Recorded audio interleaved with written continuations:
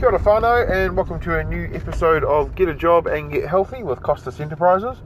I am your host, as always, Alex Costas, and I just want to say a huge thank you.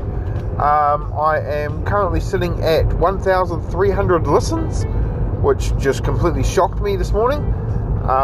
So really super grateful and happy that you guys are listening. If you want to get in touch with me, you can do so. We'll get through all the fine pleasantries, shall we? You can get in touch with me at doncostas@gmail.com. That's DON for Nike, COSTAS @gmail.com. You can also go to my website, costasenterprises.business.blog, and discuss me there. You can also find me on Instagram at the Kiwi Don, and yeah, so that's all the fine ones. So today we're going to cover a range of topics. The first thing we're going to talk about is, as you can see, there's Redbubble sales. I had a massive Redbubble sale. Basically, one product did really well for me, and someone bought about 6 products off that one design. 8 products off that one design, and that generated me a bit of money, which I'm happy for. Not a lot of money, but another monthly payment, which is awesome. And the other thing we're going to talk about, the big thing that we're going to talk about, of course, is the fact that it is Mental Health Week, and you guys know I believe very strongly in this now. I am very much a big advocate for, starting to tackle that stuff, because I didn't used to be, being realistic. And yeah, we'll just go over, all the sorts of things that I feel people should be doing or shouldn't be doing, that might help them. I talked about last week about mindfulness, and if you haven't checked out last week's episode, please feel free to pop along and listen to that. I created sort of like a mindfulness download, which has had a couple of downloads since last week, which I'm really appreciative for. For anybody that has sort of read that blog post and downloaded that PDF, I'd really be keen for any feedback. So let's get into it. So my Redbubble, as you guys know, a little while ago, I had a couple of sales. For the month of July, I had no sales, but then in August, I managed to hit my $20 threshold. So for those that don't know, with Redbubble, every month, if you hit $20 US in profit, they will pay you out to your PayPal or to your other account that they use. And so I hit my payment, and I was like, oh well, that's really cool. I'm really happy, which means it's my second payout for the year. And then literally on, I believe it was on last Thursday, I actually ended up getting, someone bought of my famous Jacinda design, which I'm really proud of, and the one that I'm making money.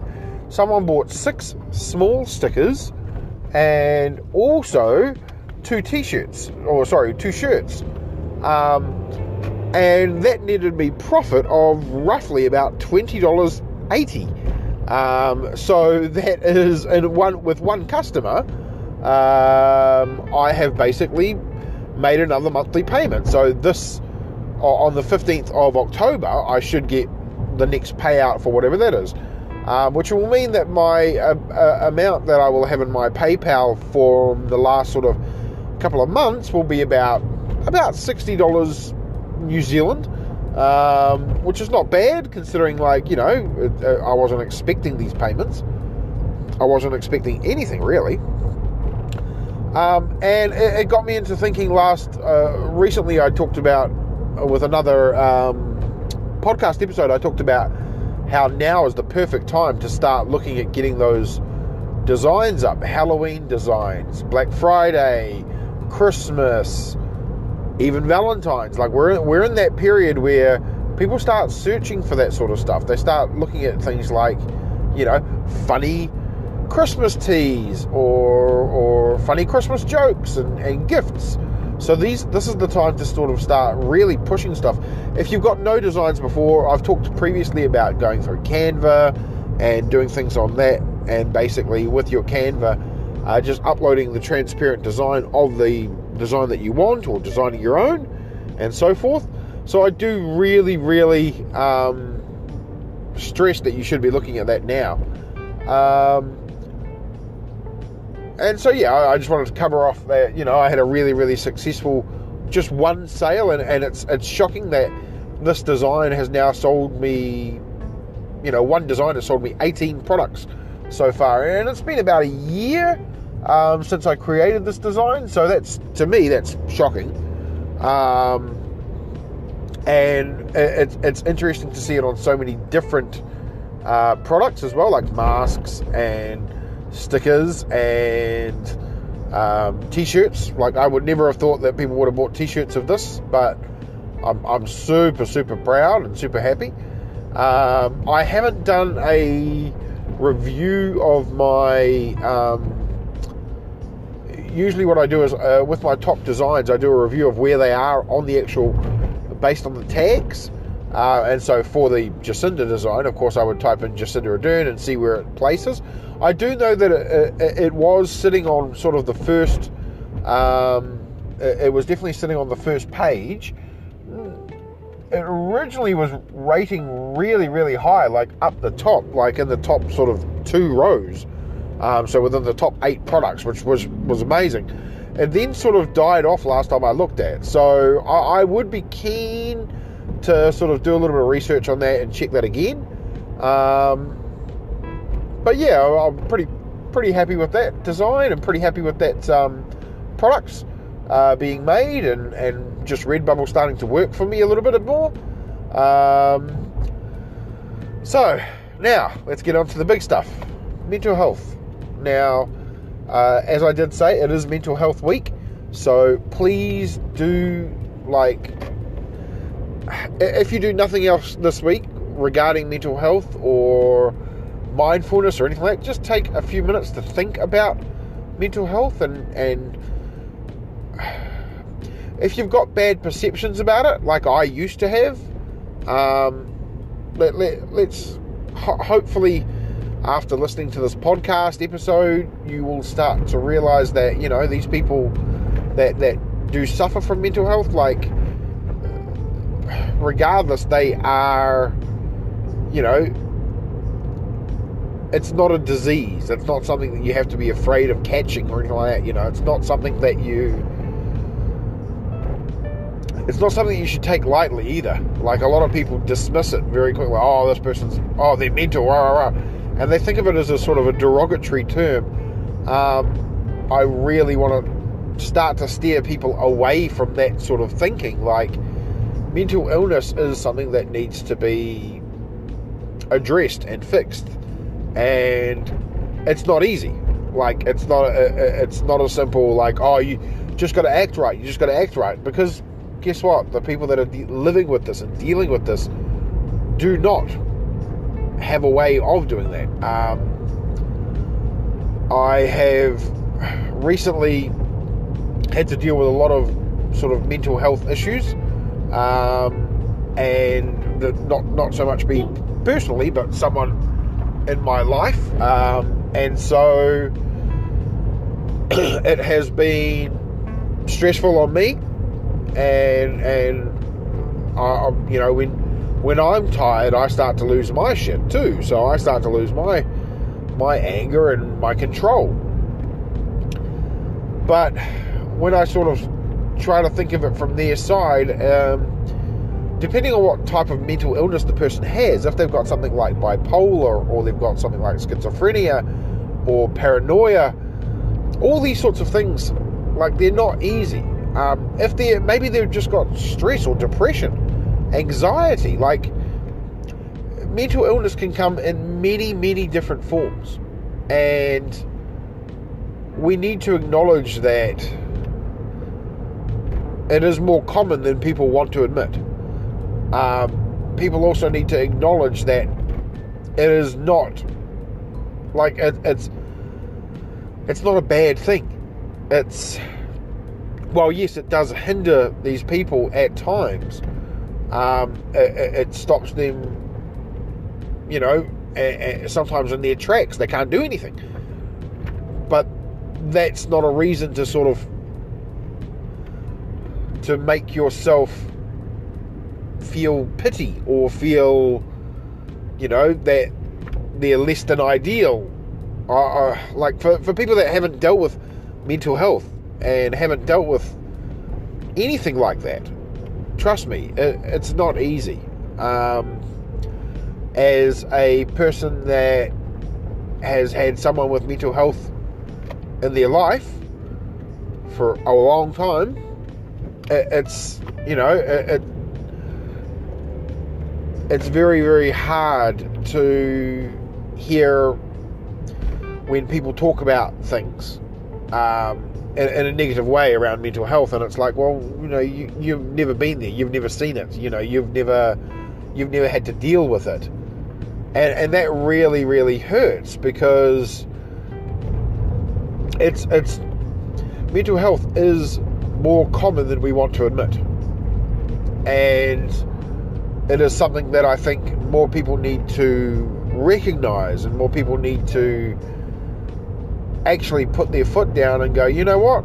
No, I'm not going to feel that way about this person. Like, it's a disability. It's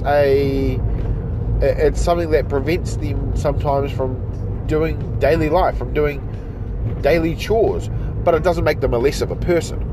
It doesn't make them, they're not like disadvantaged. They might be more advantaged in other ways than you are, and you'll never know that because of your prejudice or because of your perception. So what can you do? Well, if you've got someone in your life that has a mental illness, then maybe talk to them, not in a derogatory manner, but be real with them. Be like, hey, how you doing? You okay? Like, do you need to talk? Ask, talk, make them feel that you're not looking down. Make them feel like you're there for them. Like, some people have depression and anxiety, and they have those things because they feel like they're alone. They don't feel like they've got any help, any assistance. So show them that, hey, you're there. If this is a family member, then let them know that they're part of your whānau. They're your family. They're your life, and that you're open to helping them. Because mental illness, look, I'm not going to say it can be cured. In some instances, it can be, and with people that have certain things, like they can pull through mental illness, but at other times it's always going to be there. But that's not to say that everybody has the same case. But you never know. By you talking to this person, you might help them just that little bit. Help them live a more natural life, normal life, to learn to live with mental illness and cope with all the weird shit that it goes with. Like, for someone that's sort of sane-minded, trying to think about someone that's got mental illness, you can't. You can't rationally think that way. You will go, oh, but why don't they just do this? Why don't they just do this? And if you come in with that kind of attitude when you're talking to someone with mental illness, or someone that's around people who deal with mental illness, they're going to look at you like, shut the fuck up. Like, I'm going to tell you right now, like, if you don't understand what makes people the way that they are, don't say anything. Just, like, open your mind. Try to be a bit understanding. And with that, that's kind of what I'm talking about. Like, try to be a bit understanding with the way that they are. Like, if they're in a position where they're not doing well, and maybe all they need is just, hey, you okay? Can I help? Is there anything that you need? And they might be like, no, I'm good. You get a cup of tea? No, cool. Okay, cool. Do you need some space? Yes, please. Give them the space. Don't push it. Like, people that are dealing with mental illness, most times, if they've had it for a while, they will know what they need. to try and push through. And sometimes it will be a friendly helping hand. Other times it will be they want to be left alone. Now, depending on how well you know the person and how well they're dealing with it, sometimes you may not want to leave them alone. You may want to just, like, you know, they may try to push you away, and you might go, well, look, here's my hand. If you need it, it's there. And so it's being smart with that sort of stuff. It's about raising your emotional IQ, your emotional quotient of your brain, and going, you know what? No, I feel like I'm reading the room, and I don't feel like this person should be alone at the moment because, you know, they're having maybe they're having a panic attack.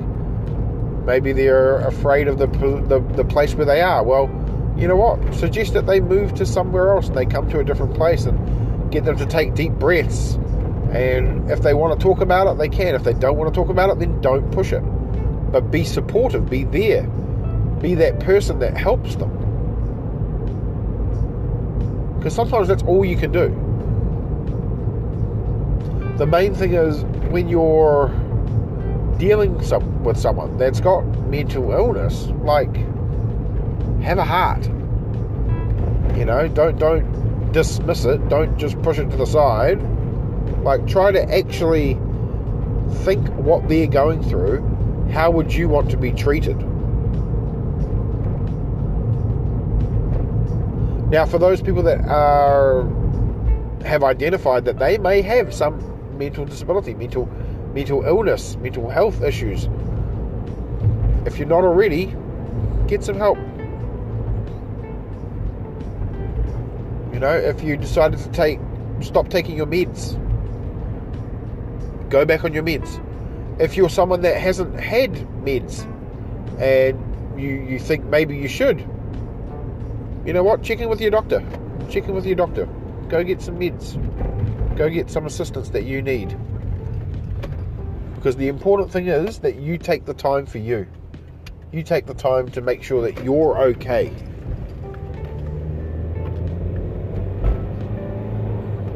So I know it's been a bit of me being a bit scatterbrained, and that's because I'm trying to sort of hold back.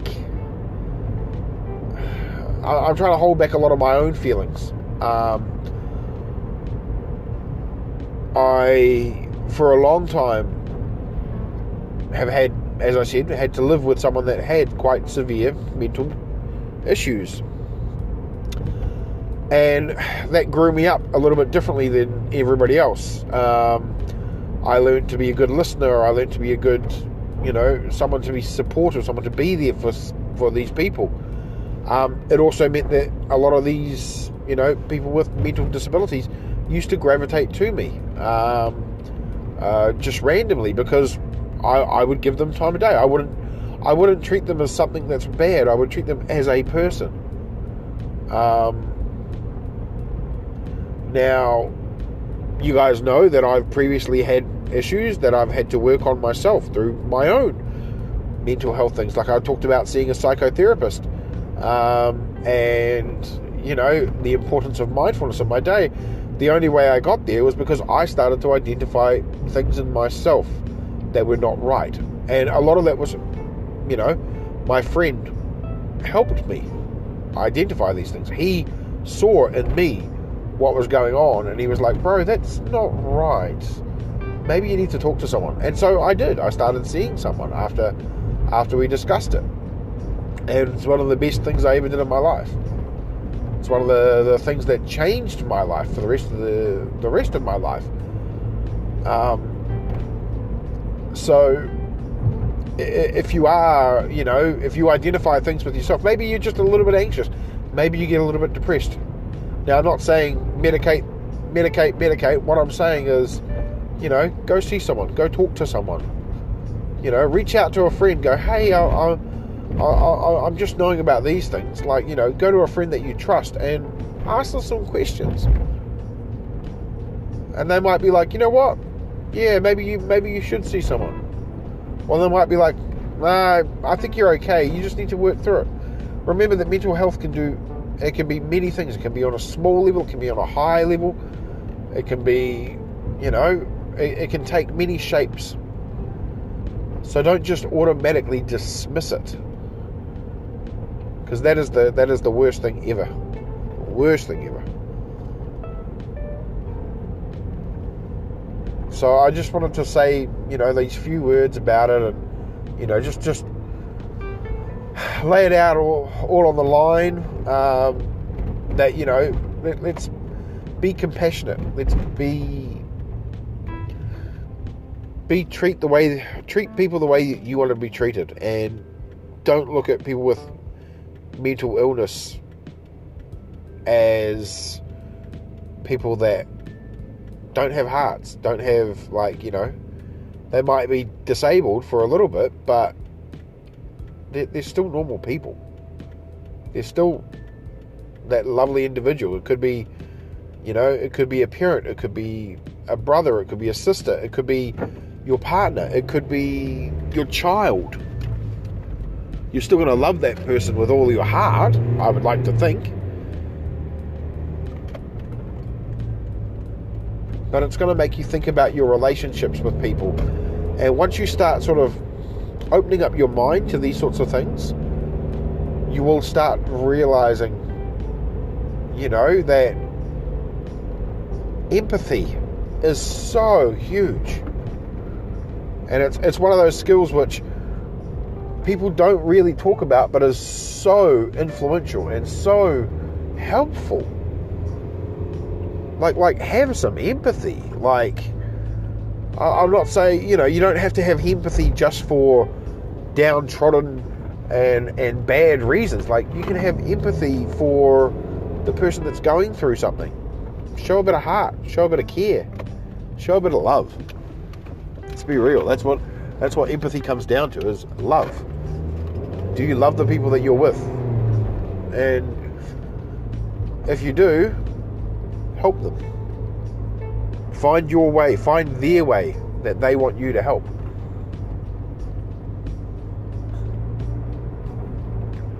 Other than that, not much more to say today. Again, really grateful, really thankful for everyone that has listened to the podcast and continues to listen to the podcast. I love you guys greatly.